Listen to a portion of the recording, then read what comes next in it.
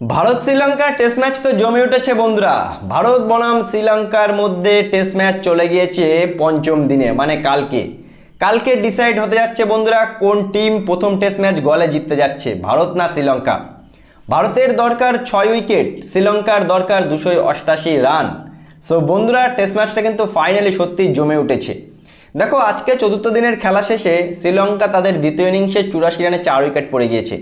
যদিও 5টা বা 6টা উইকেট হয়ে যেত আজকে, জাডেজা নো বল করেছে।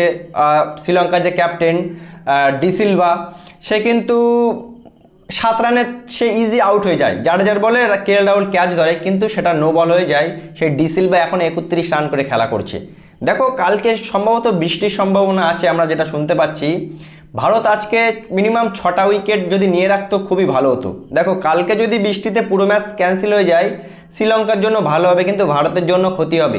তার কারণ এই পুরো পয়েন্টটা ভারতের চাই। তার কারণ WTC ফাইনাল খেলতে গেলে শ্রীলঙ্কার মাটিতে দুটোই ম্যাচ ভারতকে জিততেই হবে।